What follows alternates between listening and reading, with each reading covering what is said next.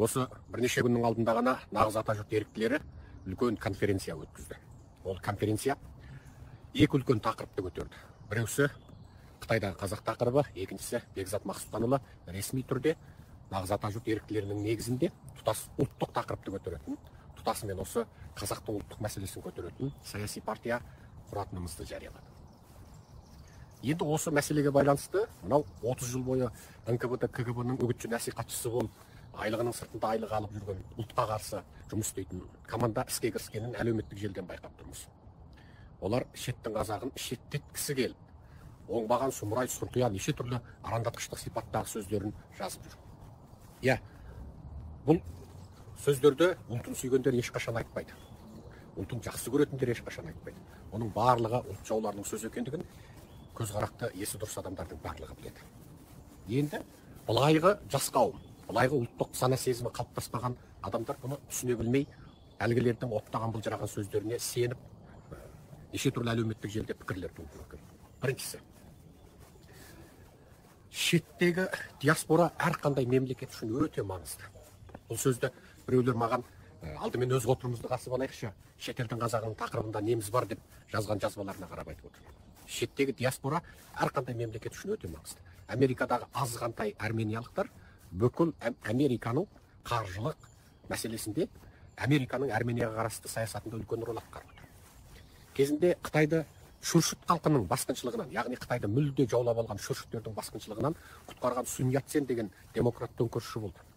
Өте маңызды саяси күрестер жасады. 10 рет жеңілді ма, тас талқан болды ма, сөйтіп жүріп жаңағы ең соңында Қытайды сол біріншісі 2000 жылдық феодализмнен құтқарды. Екіншісі соңғы 3-4 ғасыр бойы билеген ұлттық Қытай емес, көшпенді болған бізбенен жаңағы алтай текті халықтар деп, бізбен сол алтай текті халық бірге табысатын шүршіт халқынан құтқарды. Себебі одан бұрын Қытайдың жаңағы мемлекетін шүршіттер жаулап алып, Чин династиясын құрып, әрбір ауылдың әкімінен тартып, аудан, облыс, өлкенің әкімінің барлығын тек шүршіттен алатын болған.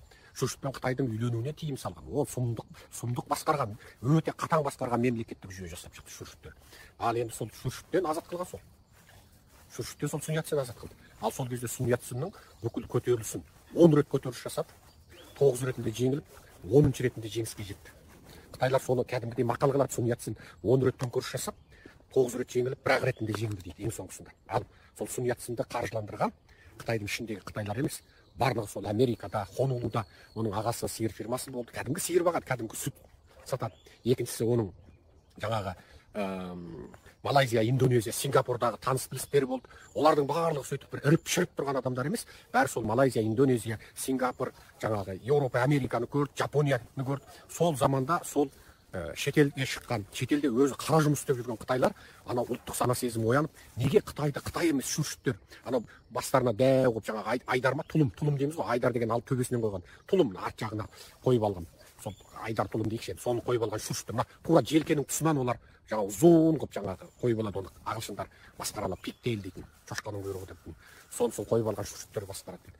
Иә, шүршіттер сол заманда тұлым қоймай, басына қалпақ киіп, костюм шалбар киген қытайлардың барлығын төңкерісші демократ деп тұтқындап, басында жаңағы шашының мына тура қақ төбеге дейін алдын жарқыратып қырады кәдімгі ұстарамен. Артқы шашы мына желп бастың артқы шашын өріп артына тұлым қылады. Онысы сасып құрттап биттеп кетеді. Сол тұлым қоймағанның бәрін демократ деп қынадай қырған болады. Артынан коммунистер жаңағы демократтар билікке келгенде жаңағы шашын қимай жүргендерді ескі патшаның агенттері деп оның басын қырды. Сонда ана жалған шаш киіп алды, жаңағы бас шашын кәдімгідей қиып тұлымын, оны бірдеңесімен байлап, патшаның агенттері кезіксе ұзын тұлымын кие қойып, демократтар билеген қалаға келгенде онысын алып тастап, сөйтіп бітқіған заман болған. Шашы бар мен шашы жоқ үшін бәленбай 100 мың Қытайдың басы кеткен, шаш үшін бас кеткен заман болған. Ал сонда менің айтайын дегенім, сол Сун Яценді қаржыландырған сол тұтасымен шетелдегі Қытай диаспоралар. Бұл бір. Екіншісі. Сол Сун Яцен шетелде жүріп бастады көп нәрсесін. Сондықтан, ой, мықты болсаң ел ішіне кел, анау мынау дейсің. Сол Сун Яцен Жапонияда оқыды, орта жолда медицинасын тастады, сөйтіп ел ішіне келді, ел сыртына шықты, Америкаға келді, Еуропаға барды, сөйтіп жүріп, ең соңында төңкерісін жалғастырды. Екіншісі, бүкіл Франция қылған, Францияның тарихын түгілі бүкіл адамзат тарихында заң жасау саласында бір өзі супер талант, бір өзі айтқанда 12 хатшысы жазып үлгере алмайтын сондай мықты талант, керемет заңды жасап кеткен Наполеон, ол сол Францияда туған француз емес, шетелде туған француз болады. Тіпті француз тілін жақсы да білмейді. Сондықтан мынау қисық көзқарастағыларға бұл тарихи фактілерді айтып отырғанымыз естеріңізде болсын. Бұндай қыңыр қисық жаңағы өзімізді жоқтап алайық, ойбай, шеттегі қазақта неміз бар, өз отырымызды өзіміз қасиық. Оның бәрі құл-құтандардың айтатын сөзі. Көзі соқыры, көкірегі бітеулердің айтатын сөзі. Таза ұлттық мүдде, жер әлемдегі қазақ бәрі бір қазақ. Біз сол империялар жаулап алған, біреуін шығысын Қытай жаулап, батысын орыс жаулап алып, сол жаңағы жан-жаққа безіп, телім-телім тозып кеткен, сол коммунизмден қорлық көрген халықтармыз. Сондықтан анау екен, мынау екен деп елді алалап, жұртқа іріткі салу, ол сол кезіндегі КГБ КГБ-лердің алуымен әлі ауыратындар, және қазіргі Назарбаев пен Тоқаевтың итаршыларының сөзі. Ал жұдырықтай жұмылмай ешқашан ел болмаймыз. Тағы бір нәрсені айтайық.